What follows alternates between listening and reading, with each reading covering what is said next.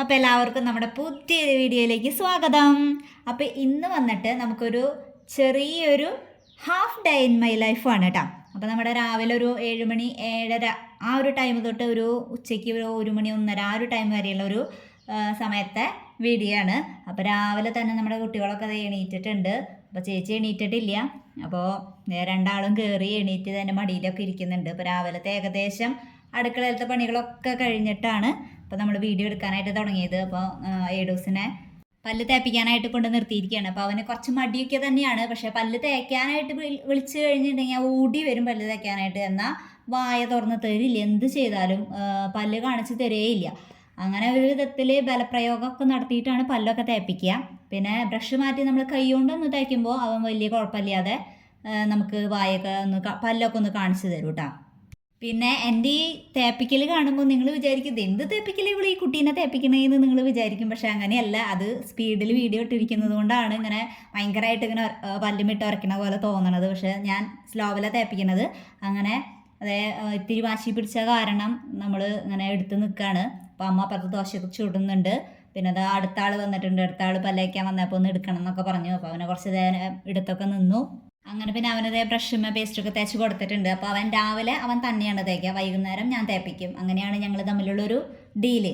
കാരണം വൈകുന്നേരം ആകുമ്പോൾ നമ്മൾ ഭക്ഷണമൊക്കെ കഴിച്ചിട്ട് പല്ലുമ്മ എവിടെയെങ്കിലുമൊക്കെ ഇരിക്കുന്നുണ്ടാവും. അപ്പോൾ അവൻ തേച്ച് കഴിഞ്ഞാൽ അത് ശരിയാവില്ല. അപ്പോൾ വൈകുന്നേരം ഞാൻ തേപ്പിക്കും. രാവിലെ ആകുമ്പോൾ പിന്നെ വലിയ പ്രശ്നമില്ലല്ലോ. അപ്പോൾ അവൻ തന്നെ തേച്ചാലും കുഴപ്പമില്ല. പിന്നെ നമ്മൾ ഇസമോളുടെ യൂണിഫോം തേക്കാണ്ടായിരുന്നു. അപ്പോൾ ഇന്ന് ഷർട്ട് മാത്രമുള്ള തേക്കാനായിട്ട്, മറ്റേത് സ്കേർട്ടായാലും പിന്നെ വലിയ കുഴപ്പമില്ല. അങ്ങനെ അവളുടെ റെഡി ആവലൊക്കെ കഴിഞ്ഞു. അങ്ങനെ അവൾ വണ്ടി കയറാനായിട്ട് അവിടെ പോയി നിൽക്കണം വീടിൻ്റെ മുന്നിൽ. അപ്പോൾ കൂടെ തന്നെ 2 അനിയന്മാരും പോയി നിൽക്കുന്നുണ്ട്. അപ്പോൾ ഒരാൾ വണ്ടിയുമൊക്കെ കയറി നിൽക്കുന്നുണ്ട് കേട്ടോ. അപ്പോൾ അവർ പുറത്തേക്ക് വാതിൽ തുറന്നു കഴിഞ്ഞാൽ അപ്പോൾ പുറത്തേക്ക് ചാടും. പിന്നെ നമ്മൾ നോക്കന്നെ വേണം. പുറത്തേക്ക് പോയി കഴിഞ്ഞാൽ എന്തൊക്കെയാണ് ചെയ്യാമെന്ന് നമുക്ക് പറയാൻ പറ്റില്ലല്ലോ. പിന്നെ അതിൻ്റെ ഇടയിൽ ഞാൻ ഏഡൂസിന് ഫുഡൊക്കെ കൊടുക്കുന്നുണ്ട്. അപ്പോൾ അപ്പാപ്പൻ ഇന്ന് കുറച്ച് നേരം വൈകി പോകാനായിട്ട്. അപ്പോൾ അതിൻ്റെ ഇടയിൽ അപ്പാപ്പന്ന് പോയി. അപ്പോൾ ഫോൺ വെച്ചത് കണ്ടപ്പോൾ ഫോൺ എടുക്കാനായിട്ട് ഓടിയൊക്കെ വരികയാണ്. പിന്നെ നദുട്ടനെ വേഗം ഞാൻ അംഗനവാടിയിലൊക്കെ കൊണ്ടുവന്ന് ആക്കിയിട്ടുണ്ട്. അപ്പോൾ അവന് അവിടെ എത്തിക്കഴിഞ്ഞ ഒരു മടിയാണ്. എന്നെ പിന്നെ ഇങ്ങനെ വലിച്ചുകൊണ്ടേ ഇരിക്കും. അപ്പോൾ അവനെ ഞാൻ കയറ്റി കൊടുത്തിട്ടുണ്ട്. അവിടെ കയറി കഴിഞ്ഞാൽ പിന്നെ ആൾ ഓക്കെ ആയി.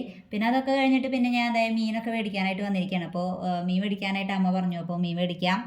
പിന്നെ അവിടെ നിന്ന് നേരെ പോയത് അരി മേടിക്കാനായിരുന്നു കേട്ടോ. അപ്പോൾ അങ്ങനെ അരിയൊക്കെ മേടിച്ച് ഞാൻ വീട്ടിലേക്ക് തിരിച്ചെത്തി. അപ്പോൾ ഇന്ന് ഏഡൂസിനെ ഞാൻ അംഗനവാടി പോണേക്കാളും മുന്നേ കുളിപ്പിച്ചിട്ടുണ്ടായിരുന്നില്ല.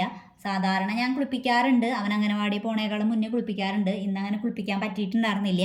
അപ്പോൾ അവനെ കുളിപ്പിച്ച് റെഡിയാക്കി ഇനി അവനെ ഉറക്കണം. ഉറക്കിയിട്ട് വേണം പിന്നെ വീട് ഒന്ന് അടിച്ച് വാരണം, പൊടി തട്ടണം, മാറാല തട്ടണം, അങ്ങനെയുള്ള കുറച്ച് കാര്യങ്ങളൊക്കെ ഉണ്ട്. അപ്പോൾ ഓണത്തിന് മുന്നേ വീടൊക്കെ ഒന്ന് വൃത്തിയാക്കി വെക്കണമല്ലോ.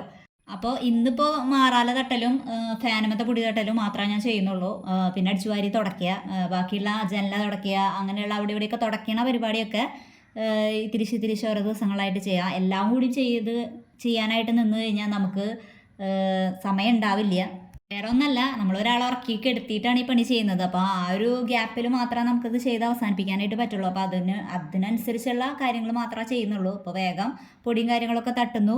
അത് കഴിഞ്ഞ് അടിച്ചു വാരി വേഗം തുടച്ചെടുക്കുക. അപ്പോഴേക്കും ചിലപ്പോൾ അതിൻ്റെ ഇടയിൽ ചിലപ്പോൾ അവ എണീക്കാം. പക്ഷേ ഭാഗ്യത്തിന് എന്തോ അവൻ എണീറ്റിട്ടില്ല. എൻ്റെ എല്ലാ പണികളും അടിച്ചു വാരി തുടക്കലും കാര്യങ്ങളൊക്കെ കഴിഞ്ഞിട്ടാണ് അവൻ ആളെ ഏറ്റത്. പിന്നെ ഈ മാറാതിരിക്കുന്ന കോല് ഞാൻ ഫ്ലിപ്പിൽ മേടിച്ചതാണ് കേട്ടോ. കുറച്ച് നാൾ മുന്നേ ഞാൻ മേടിച്ചിട്ടുള്ളതാണ്.